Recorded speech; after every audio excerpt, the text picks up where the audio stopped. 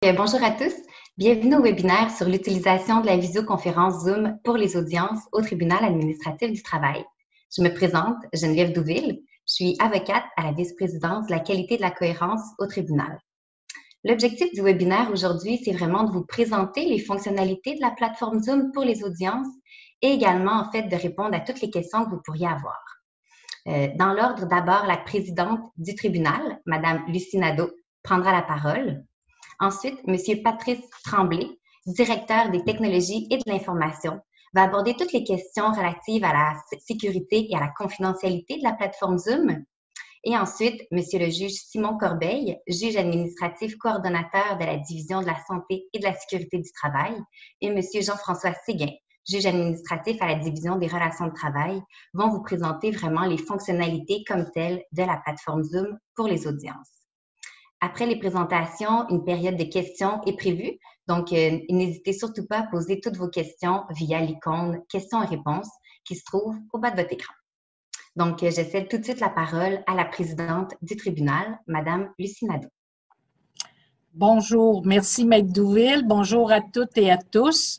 Je vous souhaite à mon tour la bienvenue dans notre salle virtuelle et je suis heureuse de vous accueillir à ce webinaire que nous avons conçu à votre intention.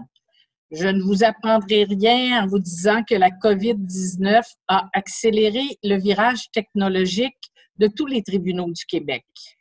Mais ce virage technologique, le TAT l'avait entrepris il y a quelques années avec l'installation de salles d'audience numériques.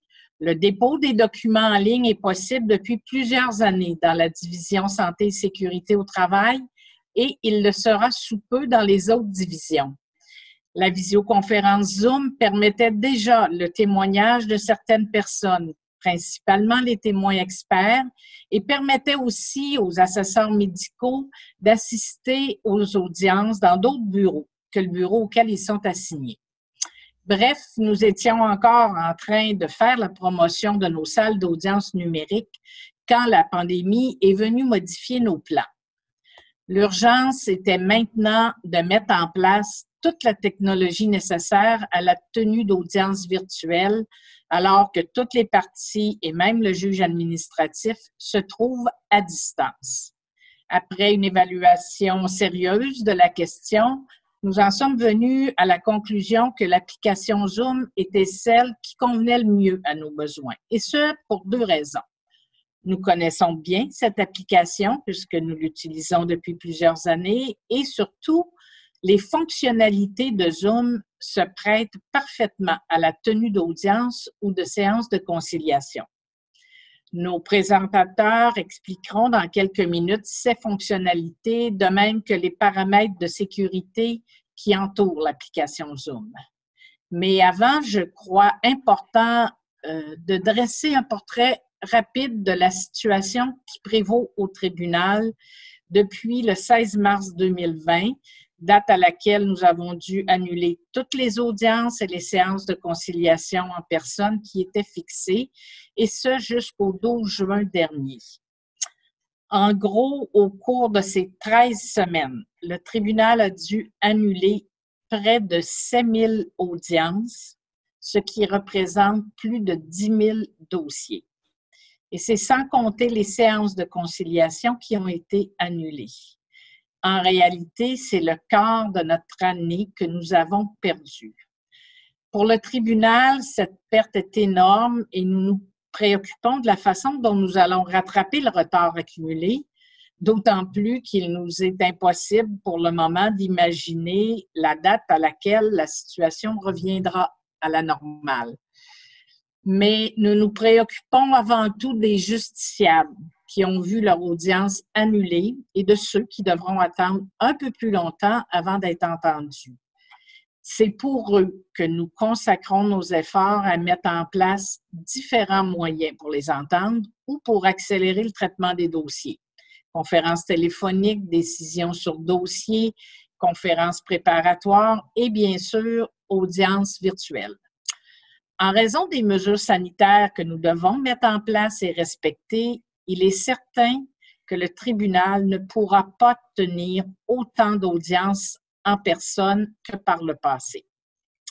Il est évident que la solution pour recouvrer notre efficacité passe nécessairement par la tenue des audiences virtuelles.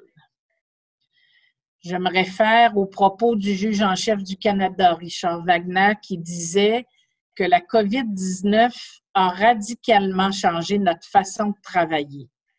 Rappelant le devoir de rendre justice, il disait, et je le cite, « L'accès à la justice n'est pas seulement un droit fondamental, c'est un besoin humain élémentaire. » Pour toutes ces raisons, nous encourageons les parties, les représentants, les procureurs à utiliser le mode virtuel pour leurs audiences. Comme vous le verrez, le mode virtuel est à la fois sécuritaire et facile d'accès. Le mode virtuel favorise l'accessibilité à la justice en réduisant les coûts et les déplacements. D'ailleurs, les représentants et les procureurs qui se déplacent régulièrement sur le territoire québécois vont y trouver un avantage non négligeable. Le juge Wagner disait récemment dans un webinaire que l'innovation allait prévaloir par nécessité. Encore en fin de semaine, dans une entrevue à Radio-Canada, Louise Otis, ancienne juge à la Cour d'appel, maintenant médiatrice et arbitre, disait, et je la cite, « J'ai accepté de faire de la médiation virtuelle avec des parties dans une cause qui était extrêmement complexe, très sensible et très délicate, et ça marche. J'ai été étonnée moi-même, il suffit de s'adapter. » Chez nous, au TAC, jusqu'à maintenant, nous avons déjà tenu une centaine d'audiences virtuelles. Bien sûr, avec quelques ajustements techniques, mais les parties qui y ont eu recours se sont dites satisfaites. L'expérience est concluante. Une salle d'audience virtuelle demeure une salle d'audience, avec le décorum requis, et le juge administratif peut exercer tous les pouvoirs lui permettant d'assurer le bon déroulement de l'audience dans le respect des droits des parties et des représentants. Je tiens par ailleurs à souligner que le décret numéro 615/2020 précise que le tribunal ou un de ses décideurs peut imposer l'utilisation d'un moyen technologique lors d'une audience si les parties disposent de ce moyen. Pour le moment, nous préférons obtenir le consentement des parties. Pour toutes sortes de raisons, certains dossiers se prêtent mieux à une audience en personne et nous en sommes conscients. Il appartiendra à chaque juge administratif d'apprécier le moyen le plus approprié pour entendre les parties. Plusieurs facteurs sont à considérer, notamment le fait qu'une partie soit non représentée ou peu familière avec la technologie. En terminant, je compte sur votre collaboration, la collaboration des parties, des représentants et des procureurs afin que nous réussissions ensemble ce virage vers les audiences virtuelles. Les moyens technologiques déployés ne peuvent être que favorables à l'accès à la justice qui a toujours été une valeur chère à notre tribunal. Merci à toutes et à tous et bon webinaire. Merci beaucoup, Madame Nadeau, pour votre message. Donc, Patrice Tremblay, directeur des technologies, la parole est à vous. Bonjour à toutes et à tous. Comme le mentionnait tout à l'heure Madame Nadeau, la visioconférence Zoom est utilisée au TAT depuis maintenant 6 ans. Cet outil répond très bien aux besoins concernés par la tenue d'audience ou de séances de conciliation. Zoom est d'ailleurs utilisé par la Cour suprême du Canada ainsi que par plusieurs autres tribunaux administratifs du Québec pour les audiences. Avec l'avènement de la pandémie occasionnée par la COVID-19, cet outil est devenu très populaire au sein de la population, tant sur le plan personnel que professionnel, faisant ainsi passer le nombre d'abonnés de 10 millions en décembre 2019 à plus de 300 millions en quelques mois. Vous comprenez que l'utilisation de Zoom est devenue très populaire et du coup, cela a attiré l'attention des médias qui en ont fait l'objet de nombreuses critiques concernant les failles de sécurité qui se sont avérées véridiques au moment de leur détection et dans un contexte particulier d'utilisation de Zoom. Vous comprenez aussi que depuis le temps, ça a été corrigé, ces failles-là. Il existe 2 modes d'utilisation de Zoom, l'un gratuit et l'autre payant. qui se décline en version affaires et entreprises. Outre la communication qui est chiffrée dans les deux modes, celui gratuit n'offre aucune protection pour renforcer la sécurité d'une visioconférence, pouvant ainsi permettre à un intrus de s'introduire dans une audience ou une séance de conciliation et d'y afficher des messages de propagande ou haineux, et dont les journaux en ont fait leur manchette ou sur le web. C'est le fameux Zoom bombing que vous avez entendu ou lu concernant Zoom. Le mode payant, dont le tribunal a acquis des licences du forfait Affaires, offre toutes les options pour rendre son utilisation sécuritaire, tant pour le TAD que pour les utilisateurs. En effet, l'activation de ces options permet à l'animateur d'obtenir un contrôle total de son audience ou de sa séance, et donc voici quelques options principales qui ont été activées. Mot de passe complexe qui est ajouté à l'hyperlien de la convocation. Utilisation d'une salle d'attente pour contrôler l'arrivée des participants et valider que ceux-ci sont bien les bonnes personnes attendues. Verrouillage de la visioconférence une fois complétée afin de ne permettre l'admission d'aucune autre personne supplémentaire. Veuillez aussi noter qu'une fois la rencontre terminée, il n'est plus possible d'utiliser le même hyperlien pour se reconnecter à celle-ci, car un numéro aléatoire est généré au moment de la création d'une nouvelle audience ou séance de conciliation. Également, les communications transitent par une infrastructure technologique en mode infonuagique, cloud, qui est située au Canada. Selon l'historique de nos données, 99% de nos rencontres ont transité par des serveurs canadiens. Il peut arriver parfois qu'on déborde vers les États-Unis lorsqu'il n'y a plus de séances de salles de Zoom de disponibles, mais dans notre cas, c'est arrivé à moins d'1% des séances tenues. De plus, pour les utilisateurs externes, Zoom est compatible avec tous les systèmes d'exploitation Windows, Mac et Linux, ainsi que les appareils intelligents Android et iPhone, incluant également les tablettes. Du côté de la compagnie Zoom, fort de l'expérience vécue ces derniers mois et des critiques de failles de sécurité dirigées à son égard, la compagnie s'est engagée sérieusement à apporter les correctifs nécessaires et ce, dans un délai très rapide. Un des gestes concrets pour démontrer que l'utilisation sécuritaire de Zoom est devenue une priorité chez la compagnie est que celle-ci a engagé des experts indépendants de renom dans le domaine de la cybersécurité afin d'obtenir les certifications reconnues dans ce domaine. En conclusion, pour ma part, les options sécuritaires d'utilisation qu'offre Zoom, l'engagement de la compagnie de constamment offrir un outil à jour pour contrer les cybermenaces permet au TAD de demeurer très confiant quant à la poursuite de ses activités virtuelles par l'intermédiaire de l'outil de visioconférence Zoom. Merci. Merci beaucoup, M. Tremblay. Donc, maintenant, les juges administratifs Simon Corbeil et Jean-François Séguin vont traiter de la visioconférence Zoom tant avant l'audience que pendant l'audience. Donc, bonjour à tous. Comme Maître Douville vient de le souligner, notre présentation comporte deux volets, c'est-à-dire ce qui se passe avant l'audience, où il sera question de la tenue d'une conférence préparatoire, et un volet pendant l'audience dans lequel on vous présentera un résumé de ce que permet de faire la plateforme Zoom. Dans un premier temps, comme il s'agit d'une pratique nouvelle et que le principal objectif est de tenir une audience virtuelle dans les meilleures conditions possibles, il est important de tenir une conférence de gestion qui permettra dans un premier temps de tester la faisabilité d'une audience en Zoom et dans la mesure du possible de prévenir les problèmes. Donc, les sujets suivants seront abordés lors de cette conférence préparatoire-là.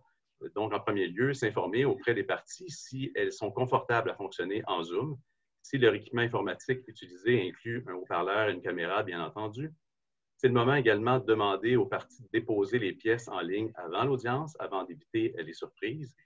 S'assurer que les participants seront dans un environnement calme. Ça peut sembler évident, mais préciser également qu'il sera préférable d'éviter les animaux domestiques et autres bruits environnants. Il est bon également de préciser qu'une tenue vestimentaire adéquate est importante. Lors de cette conférence de gestion, il faudra confirmer le nom des témoins, les noms des témoins complets, s'assurer que tous vont recevoir le lien Zoom afin de participer à l'audience virtuelle. De plus, il est important de préciser qu'en cas de débranchement en cours d'audience, les autres participants doivent attendre que tous les participants soient revenus avant de poursuivre. Confirmer le numéro de téléphone où la personne va être rappelée s'il faut la rejoindre en cas de problème technique. Enfin, on rappellera aux parties d'avoir en main leur copie de dossier du tribunal au moment de l'audience et au procureur d'en mettre une copie à leur client en cas de besoin. Je cède donc la parole à mon collègue. Alors, de mon côté, je souhaite insister sur les deux mots-clés que l'on doit retenir pour la bonne tenue d'une audience virtuelle sur la plateforme Zoom. C'est la souplesse et la collaboration. Souplesse, oui, dans la préparation, dans les discussions, dans l'échange des documents, et la collaboration où on se permet un échange fluide. Ça pourrait être un troisième mot-clé aussi, la fluidité. Et je rejoins en cela le commentaire que mon collègue vient de mentionner, c'est-à-dire la nécessité d'une conférence préparatoire, justement pour fixer en amont les bonnes pratiques, notamment quant à l'échange des documents. La conférence préparatoire, c'est pour le juge la recherche de la plus grande fluidité possible pour assurer la tenue efficace d'une audience virtuelle. Et on va pouvoir développer ensemble des bonnes pratiques, notamment sur l'échange des documents. Certains juges vont préférer avoir moins de fichiers PDF contenant plusieurs pièces. Certains autres juges vont préférer avoir un document PDF par pièce. C'est à la discrétion du juge. Certains cabinets, certains procureurs utilisent différents logiciels pour envoyer des documents volumineux. Alors, tout ça peut être échangé, discuté lors de la conférence préparatoire pour s'assurer qu'au préalable, tout le monde a eu accès aux documents, et particulièrement les témoins qui ont devant eux les pièces qui seront administrées au fil de leur témoignage. J'insiste aussi de mon côté, sur la nécessité d'avoir les coordonnées des participants, tant des procureurs, des parties que des représentants, particulièrement s'il devait y avoir un pépin informatique. Souvent, on peut voir là une connexion Internet qui peut être instable, ce qui parfois peut créer un peu de distorsion. Alors, si jamais malencontreusement, il devait y avoir un débranchement, bien, d'avoir les coordonnées de tous, ça favorise un rebranchement rapide et efficace. Et il faut savoir aussi que le juge a à sa disposition, par le biais de la plateforme, l'ensemble des coordonnées électroniques de la séance virtuelle, et ça peut être communiqué de manière très facile auprès des procureurs pour faciliter un rebranchement tout aussi rapide et efficace. L'échange de documents, et je termine sur ce point-là pour cette portion de la présentation, en vous disant que l'échange de documents est encore plus important, je dirais, à la division des relations de travail, parce que contrairement à la division de la santé et sécurité au travail, où le dossier est déjà constitué, où c'est essentiellement le dossier de la CNESST, en relation de travail, la réalité est tout autre, où essentiellement le juge, dès le départ, n'a que copie de la plainte, par exemple, ou une brève documentation du mandat qui lui est confié. Donc, l'échange de documents, c'est une pierre angulaire, je dirais, d'une séance virtuelle qui est efficace. Je cède la parole à mon collègue. Donc, pour connaître la plateforme Zoom de façon plus approfondie, le tribunal a confectionné un guide complet pour l'utilisation de cette plateforme destinée aux procureurs et représentants. Le lien pour accéder sera disponible sur notre site Internet sous le webinaire. Dans un premier temps, le guide traite de l'installation et de la configuration initiale de l'application Zoom jusqu'aux différents outils et fonctionnements lors d'une audience virtuelle. On nous donne également un lien pour accéder à une salle test que l'on recommande fortement de faire avant l'audience afin de vérifier si notre matériel informatique est compatible. On peut donc tester notre configuration audio et vidéo. Le guide vous donne ensuite les étapes à suivre afin de se préparer à rejoindre l'audience virtuelle. Et ensuite, on vous donne brièvement les différentes fonctions de la barre d'outils et des paramètres que vous pouvez modifier. En bref, c'est un guide pratique qui résume bien les étapes à suivre pour participer à une audience virtuelle du tribunal. Il comporte une aide-mémoire à la fin qui est très utile.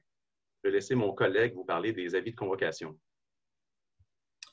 Oui, alors avant de parler des avis de convocation, j'ai l'honneur de vous présenter une primeur. Alors, il y a de cela un petit peu plus d'une heure, le site web du tribunal a été mis à jour pour essentiellement confirmer ce qui suit. Je vous lis une partie du communiqué. Alors, le tribunal administratif du travail a modifié son formulaire citation à comparaître afin d'inclure toutes les options possibles pour la tenue d'une audience, soit en personne, par visioconférence, par conférence téléphonique ou par tout autre moyen technologique autorisé par le tribunal.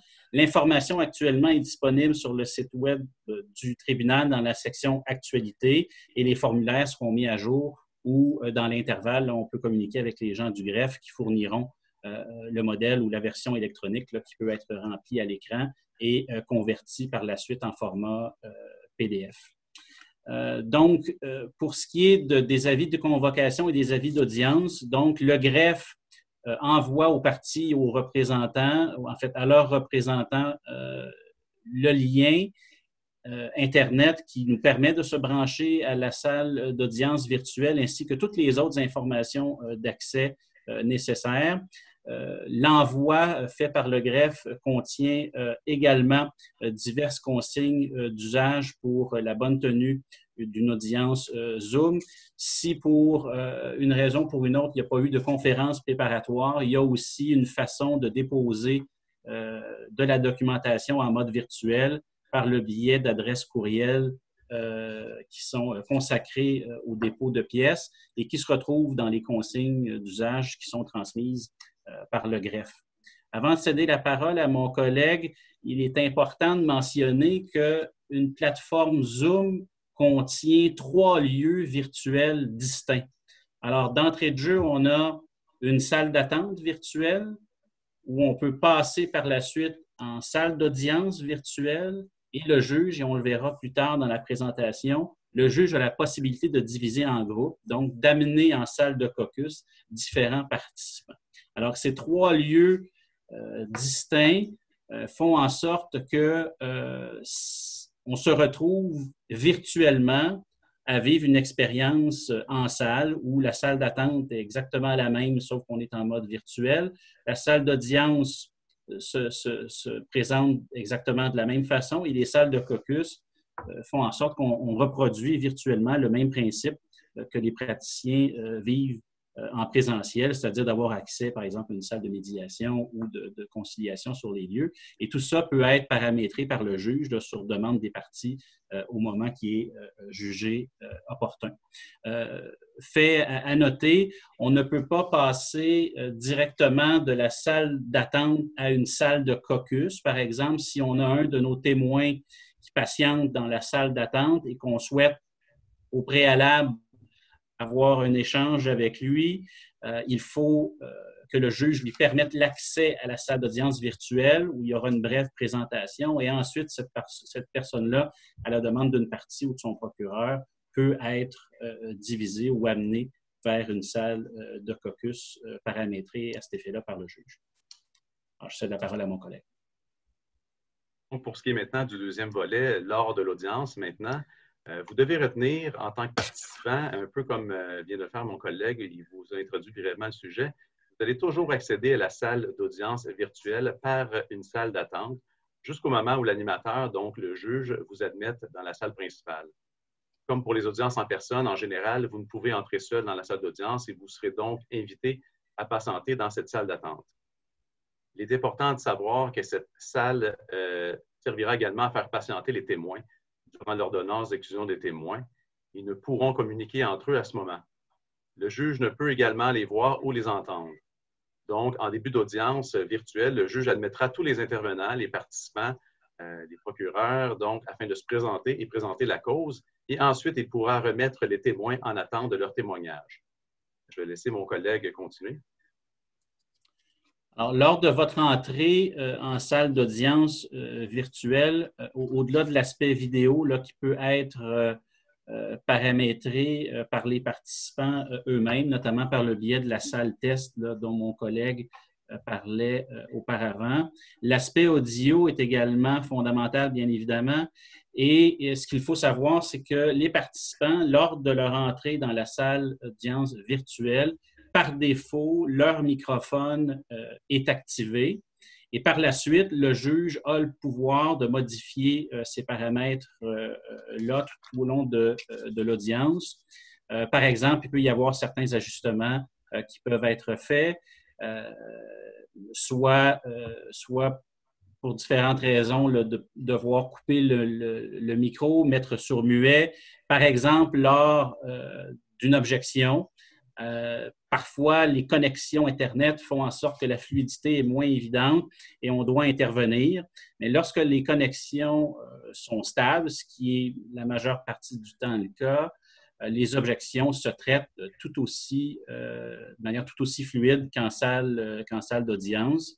Évidemment, si le juge doit intervenir, il le fera. Dans le pire des scénarios où le témoin qui est chez lui n'entend pas les échanges, continue à rendre son témoignage, le juge peut intervenir et mettre sur muet le participant en question le temps que le débat juridique puisse se faire. Et il y a toujours la possibilité, évidemment, en amont, d'aviser le témoin que s'il entend le mot « objection », que ça signifie qu'il y a un débat juridique qui va s'entamer entre les procureurs. On ne le fait pas toujours en salle, mais lors d'une audience virtuelle, ça peut devenir encore plus important de le souligner, justement pour assurer une fluidité des échanges là, et éviter les désagréments là, de devoir couper les parties ou les procureurs à ce moment-là. Et donc, c'est pour certains échanges aussi, le juge peut réactiver évidemment le microphone des participants.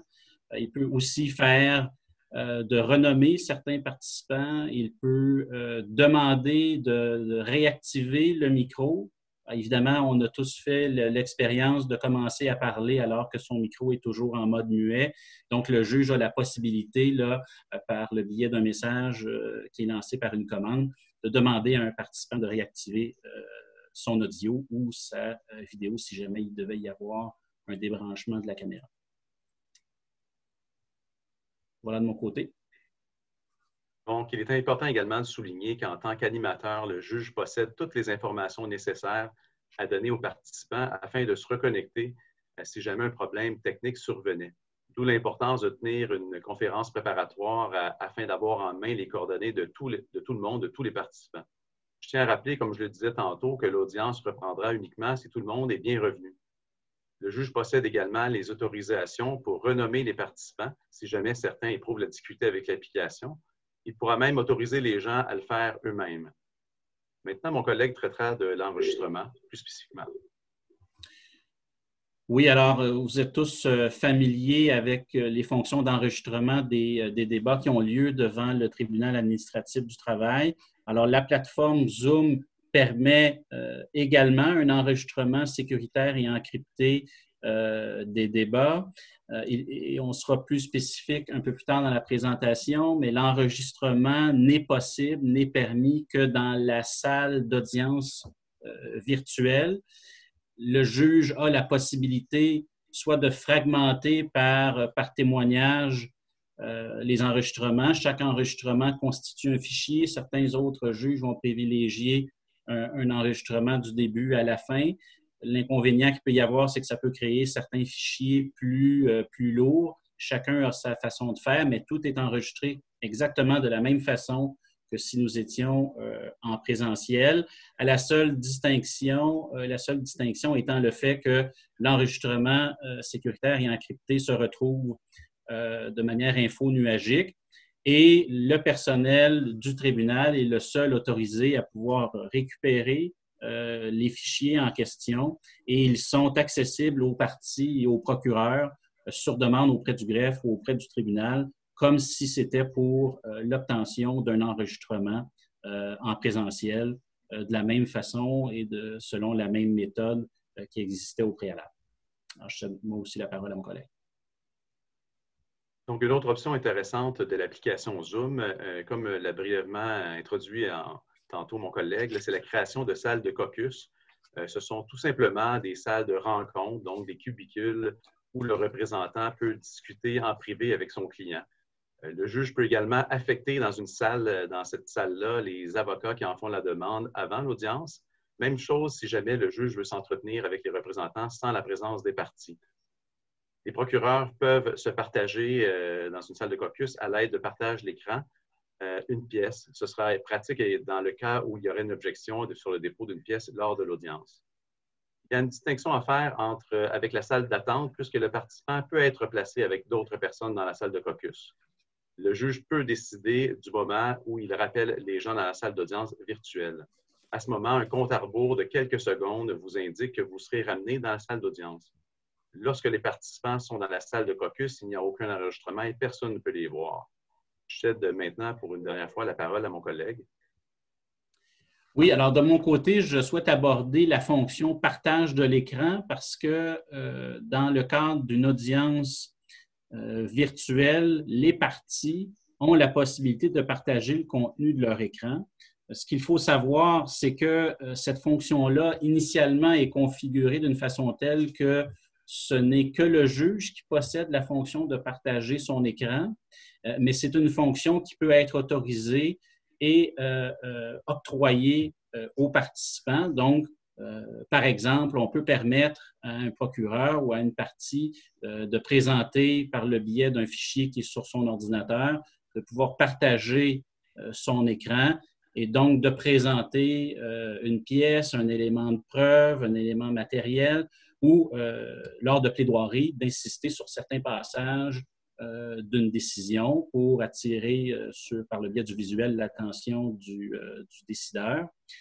Il y a aussi la possibilité pour le juge de partager à titre d'écran un tableau blanc qui permet à un témoin, aux intervenants, aux procureurs, aux parties, soit de dessiner un croquis, de faire ou d'expliquer une formule comme on le ferait en salle. Là, chaque salle d'audience, particulièrement à la DSST, là, où on retrouve, pardonnez l'expression anglaise, mais un flip chart, ou avec un crayon feutre, il va y avoir une description visuelle qui peut être faite, soit une description de lieu, d'un événement. Tout ça peut être fait aussi par le biais du partage à l'écran d'un tableau blanc où les parties peuvent donc l'annoter et le juge a la possibilité d'enregistrer, de faire une capture d'écran de ce qui a été dessiné et annoté et d'en faire un fichier qui peut être par la suite, évidemment, coté et transmis aux parties pour faire partie intégrante du dossier. Alors, c'est pour nous l'important et, comme je le mentionnais dès le départ, la recherche de la plus grande fluidité et c'est essentiellement le message qu'on souhaitait passer auprès de vous aujourd'hui et ça complète notre présentation de notre côté. Parfait. Donc, merci beaucoup à vous tous. Donc, ça conclut la période de présentation. On va maintenant passer à la période de questions. Donc, je vais prendre les questions des participants. Première question, comment en fait évaluez-vous la crédibilité des témoins par visioconférence Zoom? Ben, de mon côté, je sais que c'est une appréhension de plusieurs procureurs, à savoir comment l'appréciation de la crédibilité d'un témoin va se faire alors qu'on est en salle d'audience virtuelle. Ce qu'il faut savoir, c'est que ça s'apprécie essentiellement de la même façon qu'en présentiel. Je vais vous donner l'exemple personnel de ce que j'utilise. J'ai devant moi, évidemment, mon ordinateur portable et ma caméra, mais j'ai deux écrans 27 pouces, un à côté de l'autre. Et lorsque l'on choisit l'affichage en mode galerie, chaque participant a sa fenêtre d'égale grandeur. Mais lorsqu'on choisit l'affichage intervenant, bien, il est possible d'isoler sur un écran la personne qui est l'interlocuteur, donc celui qui a la parole, là, celui dont l'encadré est en surbrillance jaune. Alors, essentiellement, moi, quand une personne témoigne en audience virtuelle, j'ai cette personne-là dans un écran 27 pouces à moins d'1 mètre de moi et j'ai cette personne-là encore plus près de moi que si on était en salle d'audience, ce qui permet d'apprécier, je dirais, davantage certains signes. Et j'ose croire que si une personne devait, par exemple, être accompagnée d'une personne qui est hors champ pour guider son témoignage ou si la personne a des notes devant elle, bien, cette proximité-là, bien que virtuelle, elle est visible, elle est tangible, bien, j'ose croire qu'un décideur va le voir. Et je dirais que ce serait tout à fait visible de par la perspective que l'on a. L'autre chose, qui est une bonne pratique qui se développe, tant de notre côté que des arbitres de grief également, mais une bonne pratique qui se développe lors de l'assermentation des témoins. C'est aussi le rôle du juge d'informer les attentes du tribunal sur certains aspects du témoignage, bien que virtuel. Donc, de sensibiliser la personne qu'elle doit être seule à l'endroit où elle est, qu'elle ne doit pas avoir accès à un tiers pendant son témoignage, qu'elle ne peut pas être en contact avec son procureur, de lui expliquer les règles relatives à l'exclusion des témoins, que si elle a des notes devant elle qui ne sont pas des pièces déjà au dossier, qu'elle doit en faire part au tribunal et de s'assurer que si elle a des notes devant elle, que ça puisse être partagé à l'ensemble des parties ou, si ce n'est pas le cas, de faire en sorte que la personne n'ait pas aucun autre document que les pièces devant elle. Alors, ce sont des pratiques qui se développent et quant à moi, qui sont garantes d'un certain nombre d'aspects pour assurer un témoignage crédible et de pouvoir l'apprécier en conséquence. Évidemment, je vais clore sur cet aspect-là, mais évidemment, si jamais il devait y avoir des doutes qui sont soulevés par les procureurs ou par les parties quant à l'intégrité, je dirais, du témoignage de la personne, bien, le juge a tout à fait le pouvoir d'interrompre le témoignage et de dire, bien, dans ce cas-là, compte tenu des doutes ou des incertitudes, on va se voir en présence et on va mettre un terme à l'audience virtuelle. C'est tout à fait une possibilité là, sur représentation des parties. Mais ça m'apparaît être un aspect qui sera perceptible de par la proximité, bien que virtuelle. Parfait. Merci beaucoup. Donc, prochaine question. Nous souhaitons savoir combien ou quelle proportion des dossiers pour lesquels les audiences annulées ont été réglées entre mars et juin 2020. Y a-t-il réellement un retard de 27 000 dossiers à rattraper? Lucie, votre micro. Alors, c'est ce qu'on expliquait tout à l'heure. Voici la démonstration. Je n'ai pas parlé de 27 000 dossiers. J'ai parlé de 7 000 audiences qui ont été annulées, ce qui représente à peu près 10 000 dossiers parce que vous savez que plusieurs dossiers sont joints aux fins d'une même audience là, lorsqu'elle concerne les mêmes parties. Évidemment, pendant cette période-là, tant nos juges que nos conciliateurs ont continué à travailler, notamment les juges qui avaient des dossiers en délibéré ont pu rendre leurs décisions et il y a un bon nombre de conciliations qui ont pu également se conclure. Il y a entre 4 et 5 000 dossiers qui ont été fermés pendant cette période-là. Par contre, on a reçu tout autant de contestations, ce qui fait que ça a un effet nul à ce niveau-là et qu'on demeure avec un lot de dossiers auxquels on va accorder une priorité, c'est-à-dire les 7 000 audiences environ là, qui ont été annulées. Merci. Donc, prochaine question. Considérant les informations à recueillir préalablement à une conférence préparatoire, mandat de nos clients, discussion préalable entre procureurs, etc., et les opérations à compléter ensuite, par exemple transmission de documents, convocation de témoins, combien de temps avant les audiences le tribunal prévoit-il tenir des conférences préparatoires? Si vous permettez, je crois que 2 semaines, c'est suffisant avant, là, à moins que c'est un dossier complexe, il y a beaucoup de médical ou beaucoup d'expertises qui ne sont pas encore déposées. Bien entendu là, que là, le délai sera plus long, mais en général, je crois que 2 semaines là, pour laisser aux gens de communiquer les pièces entre eux et éviter les surprises, éviter le plus possible le dépôt de pièces à l'audience même. Je crois que 2 semaines, c'est suffisant. Parfait. Mais encore là, c'est du cas par cas. Là. Mm-hmm. Si vous permettez, Maître Douville, j'ajouterais un élément de réponse qui fait le lien avec une autre des questions que je vois. Évidemment, le dépôt des pièces, c'est la transmission des pièces. Ça ne veut pas dire qu'ils sont reçus en preuve et ça n'empêchera pas les parties de faire valoir leurs objections sur la recevabilité d'un élément de preuve. Tout à fait. Donc, quelqu'un d'autre se demande si l'enregistrement des débats est uniquement audio. Oui. Et pour une question de taille de fichier, justement.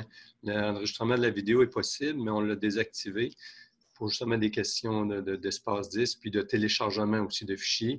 Il y a un processus là, qui fait en sorte que le fichier est transformé.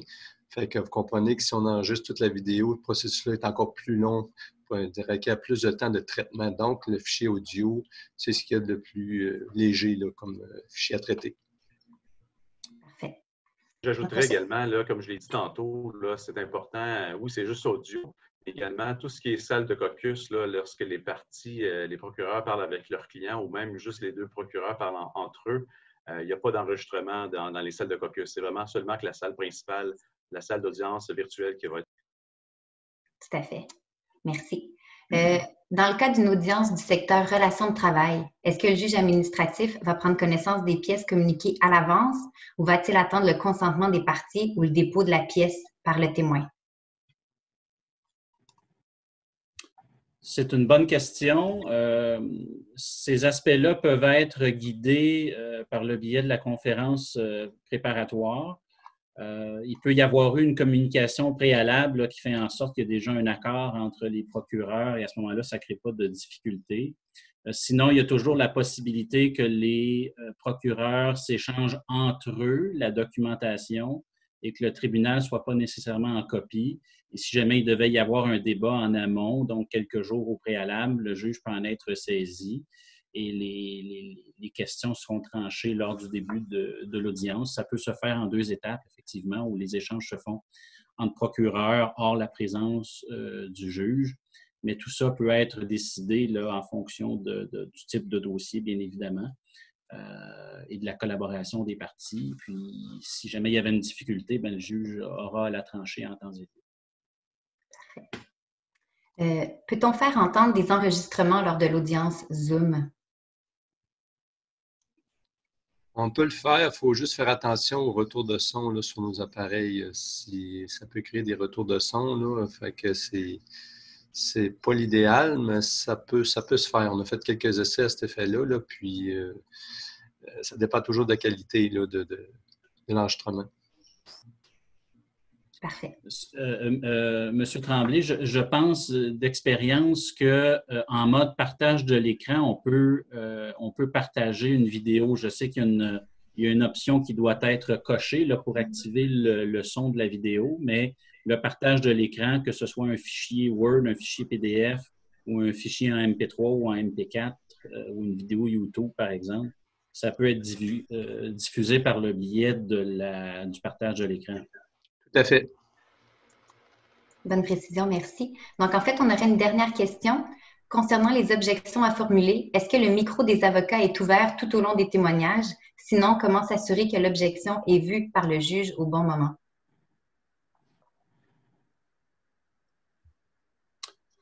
À moins de circonstances exceptionnelles, la pratique actuelle générale, sous réserve de cas particuliers, bien évidemment, mais généralement, le micro des procureurs demeure en mode activé.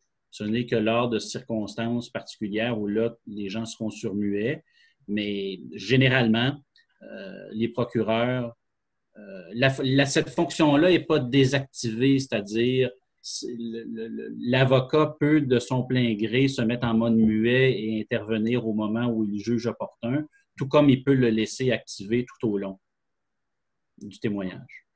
Merci. Donc, une dernière question s'est ajoutée. On peut prendre peut-être quelques minutes pour y répondre. Est-ce que les audiences virtuelles sont publiques? Si oui, comment une personne du public peut-elle y assister?